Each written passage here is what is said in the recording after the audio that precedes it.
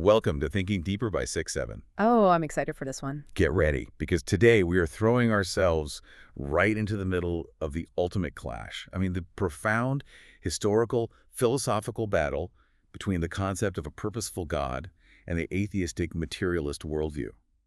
We are going to be analyzing the universe's incredibly precise break system, dismantling the critiques of famous atheist giants like Marx, Nietzsche, and Freud, and uncovering how modern secularism has accidentally created bizarre pseudo-religions out of football and pop idols.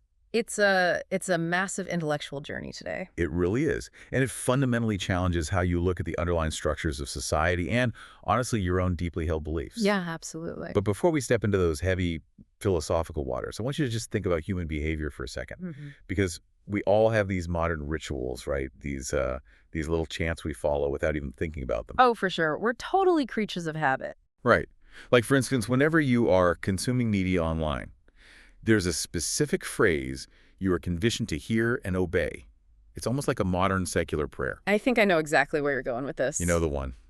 If you like my channel, please subscribe and hit the like button. Yeah. See, it is practically a reflex at this point.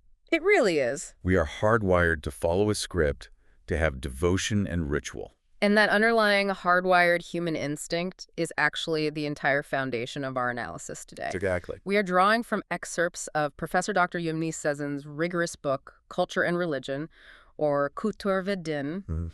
And the mission here is really to unpack Sezen's sociological and philosophical evaluation of God, the logical flaws he identifies within atheistic materialism, and human nature's inescapable need for belief. And just to be clear up front, because these are heavy, deeply debated topics, we are putting our own personal opinions entirely aside today. Right. We're just the messengers here. Exactly.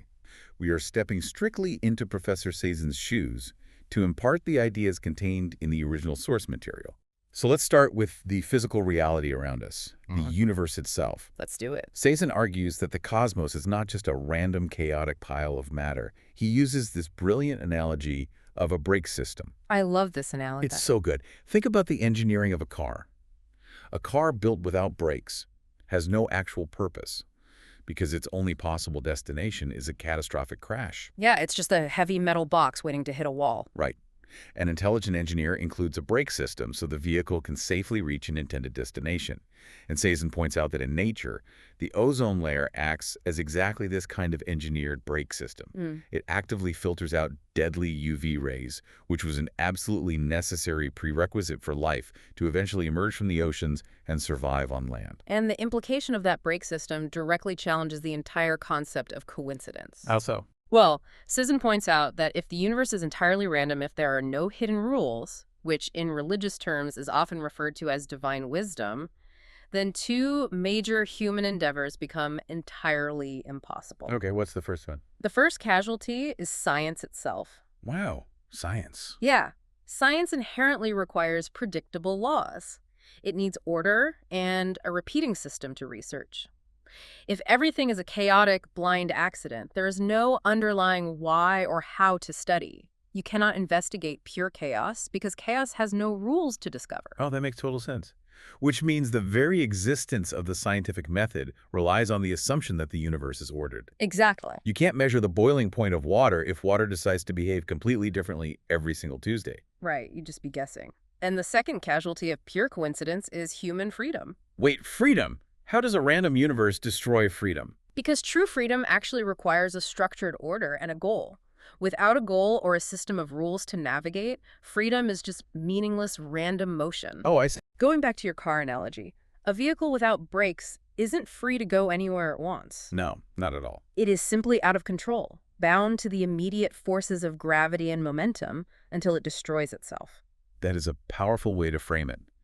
I want you, the listener, to look at the predictable rhythms of your own life. Look at the changing of the seasons, the complex biology of the natural world around you. Just look outside your window. Yeah. When you really observe the mechanics of it, does it feel like a random roll of cosmic dice, or does it look like a system operating on hidden, purposeful laws? It's a heavy question. It is. But if this cosmic brake system implies an intelligent architect, why did so many brilliant, influential historical thinkers look at the exact same universe and conclude it was completely empty? Right, the famous atheist philosophers. Exactly. Let's look at Karl Marx, for instance. Yep. Marx famously viewed religion as the opium of the masses. A very famous quote. Yeah, he saw it as a self-deception, a painkiller that oppressed people use to stay afloat and tolerate a cruel, purely material world. And Cezanne spends a significant portion of his work systematically tearing down those atheistic and materialist frameworks. He really digs into their internal logical contradictions. So where does he start with materialism?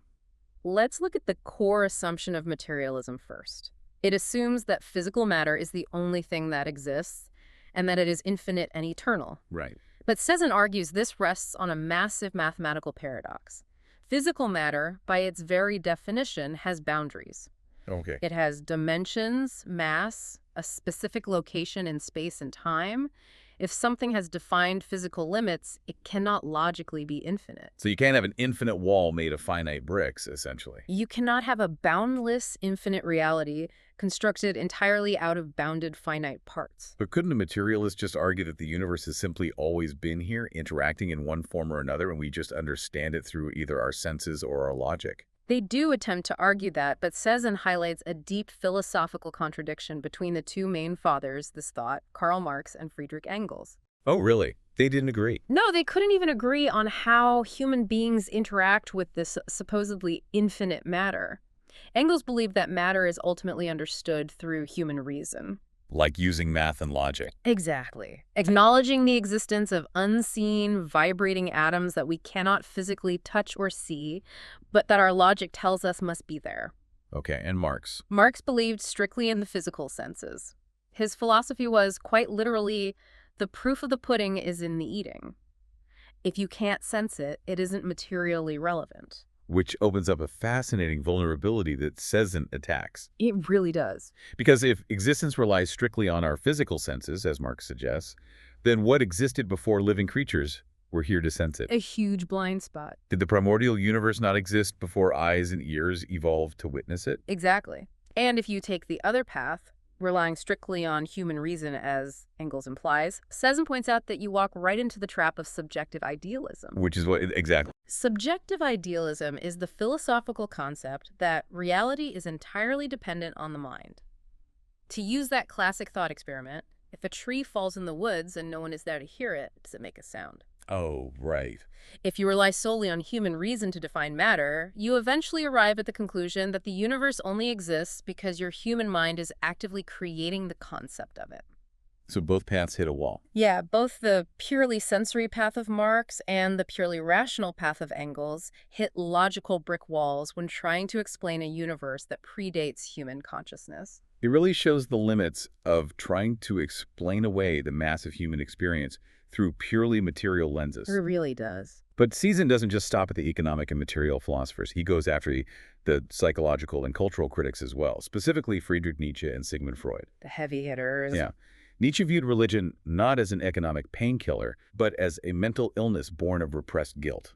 Yeah. He believed priests artificially pushed this guilt onto people to gain societal power. Nietzsche passionately hated religion for protecting what he called the weak, and he wanted to replace it with an ideology that favored a ruthless, superior human. And Freud took a different psychological track. He saw religion as a grand illusion driven entirely by unsatisfied, repressed sexual instincts. Of course he did. Classic Freud, right. But what Cezanne points out regarding both of these theories is their immense reductionism. They oversimplify it. Massively. They try to take the most profound human connections to order, absolute meaning, and morality, and reduce them down to mere biological glitches or psychological pathologies. There was also a really sharp, tragic historical detail Cezanne includes regarding Nietzsche's pursuit of this superior human. Yeah, this is a dark piece of history. Nietzsche, who built his later philosophy on the idea of eliminating the sick and the weak to pave the way for a dominant, unburdened humanity, tragically ended his own life in a mental hospital, suffering from severe, debilitating illness. It highlights a really tragic irony in his philosophy. But on a broader scale, Cezanne synthesizes why these critiques from Nietzsche and Freud ultimately fail the test of history. Why do they fail? Because if religion were merely a psychological sickness, a repressed sexual urge, or a temporary painkiller for the working class, it would not possess the robust, enduring power it clearly demonstrates. That's a great point. These atheistic theories completely fail to explain why these supposed delusions have not only survived millennia, but have actively stabilized societies, driven monumental artistic achievements, and built the very foundations of human civilization. Yeah, a mere biological glitch does not build the architectural and moral frameworks of thousands of continuous generations. Exactly. It's simply too foundational to just be an error in our mental coding. So if atheistic materialism hits these logical dead ends and fails to account for human history, what is the alternative architecture? Right. What's the other option? How does the source material define the divine? Sisson focuses heavily on the Islamic concept of God, known as Tawhid. He contrasts this with other historical religious beliefs, and it really clarifies what he means by an intelligent architect. Yeah. Sezin maps out how humanity has historically conceptualized the divine to show the contrast. Walk us through that. Well, in primitive animism, for example, God or the divine spirit is merged directly with physical nature. Every tree, river, or mountain is literally a piece of the divine. Okay, so nature and God are one. Right. Then in early Judaism, God is sometimes portrayed with highly anthropomorphic, almost tribal leader qualities. There are scriptural accounts of God physically wrestling with the prophet Jacob. Like a physical being you can struggle with. Exactly. And in Christianity, the divine is presented through a very intimate, structural family dynamic of a father and a son. So how does Tawhid differ from those frameworks? Islam presents Tawhid as the concept of an absolute, infinite creator who is entirely distinct from the physical creation. Distinct from it. Okay. This creator doesn't just assemble the universe from existing eternal matter like a cosmic mechanic putting together Lego blocks. Sezin emphasizes the Arabic terms fatara and halaka. What do those mean? They denote creating utterly out of nothingness. The architect creates the building materials themselves rather than just rearranging what was already there. That is profound. Yeah. You mentioned earlier that Sezin looks closely at the linguistics of how Islam views this created universe. Yeah. What is the specific connection he draws there? Oh, this is one of the most compelling conceptual frameworks in the text. I'm ready. The Arabic and broadly Islamic word for the universe is alam. Sezin traces this word back to its root, pointing out that it shares the exact same linguistic origin as the words for knowing or knowledge. Words like lim, alim, malum. Wait, so the word used to describe the vast physical cosmos literally translates to the known. Yes, the universe is the known. And logically, if the universe is defined fundamentally as a thing that is known, it inherently implies the existence of a knower. Sezin connects this linguistic reality directly to the Islamic concept of God as Rabbul Alamin. This phrase is traditionally translated as Lord of the Worlds, but Sezin notes that the root of the word Rab goes much deeper than just a ruling lord. What does it imply? It implies an educator, a developer, or a nurturer. Which completely shifts the dynamic. Yeah, completely. God isn't just a distant king on a throne. God is the educator and nurturer of the known universes. But for that education to actually happen, there has to be a separation between the teacher and student. You can't nurture or teach yourself if you are already the perfect, all-knowing entity. Which is precisely why Sezin so strongly rejects pantheism. Right. Pantheism is the philosophical idea that the universe itself is God, or that human beings are literally physical pieces of the divine. Like the animism we talked about earlier. Right. But if the creator and the created were the exact same entity, then the entire concept of creation vanishes. The idea of an educator becomes absurd. You can't teach yourself a lesson you already wrote. Exactly. True creation requires a degree of distance so that the creator has the space to educate, test, and nurture the created being. Yet while there is that necessary philosophical distance, the source text notes a profound paradox regarding proximity. Oh, yes, the proximity is fascinating. The creator remains intimately, unimaginably close to the human soul.